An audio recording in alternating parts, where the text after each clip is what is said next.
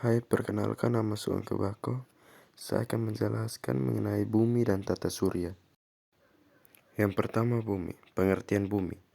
Bumi adalah planet ketiga dari matahari dalam tata surya. Diameter bumi sekitar 12.742 km. Yang kedua, struktur bumi. Yang pertama, inti. Terbagi menjadi inti dalam atau padat dan inti luar atau cairan. Inti dalam terdiri dari besi dan nikel.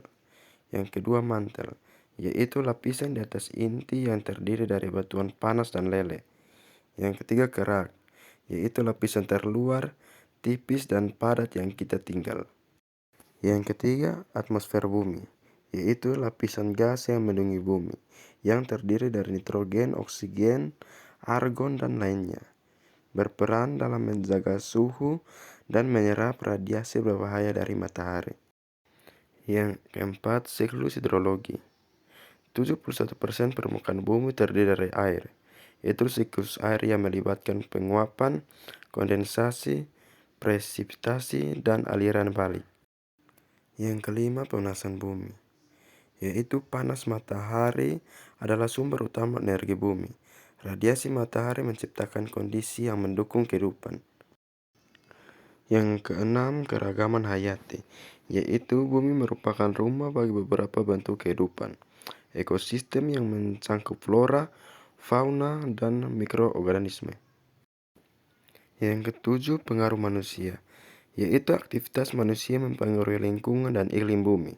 Perubahan iklim, deforestasi, dan polusi adalah tantangan global yang ada saat ini. Yang kedelapan, gerakan bumi. Yang pertama, rotasi.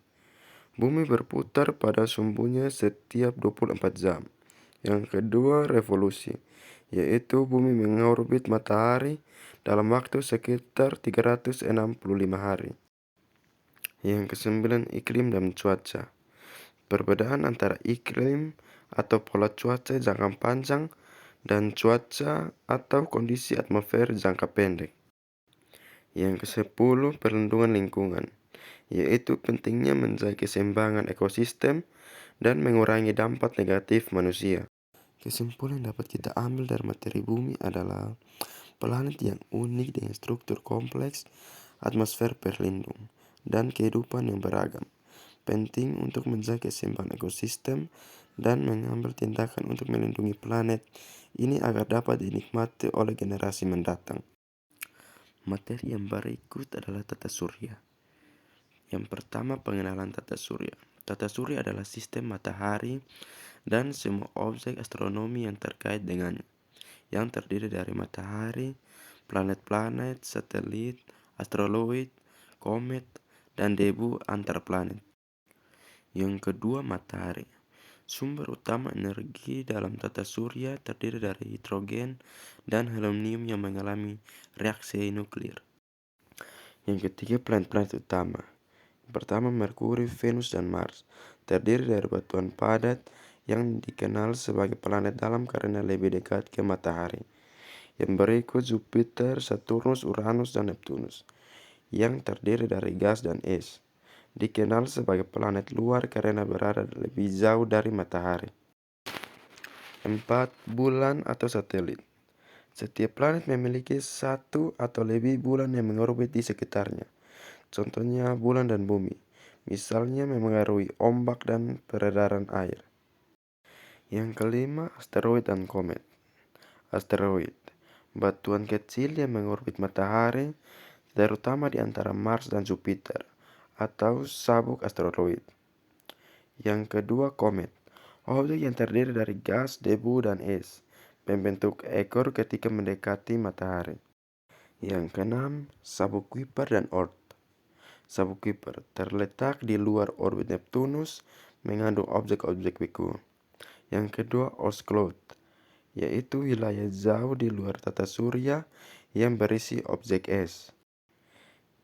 Yang ketujuh, rotasi dan revolusi. Rotasi, yaitu gerakan objek mengelilingi sumbunya. Contohnya bumi berputar pada sumbunya setiap 24 jam.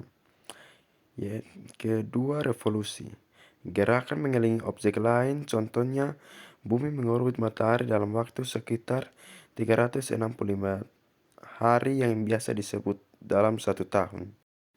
Yang kedelapan, skala tata surya, yaitu jarak antara planet dan objek astronomi diukur dalam satuan astronomi atau AU.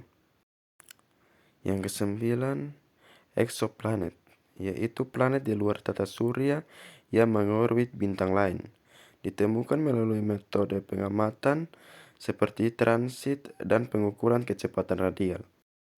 Kesimpulan yang dapat kita ambil dari materi tata surya ini adalah bahwa tata surya adalah sistem yang kompleks dengan berbagai komponen yang saling berinteraksi. Studi terus-menerus tentang tata surya membuka pintu untuk pemahaman lebih lanjut tentang alam, semesta, dan tempat kita di dalamnya. Demikian materi tentang bumi dan tata surya yang dapat saya sampaikan. Thank you and see you next time.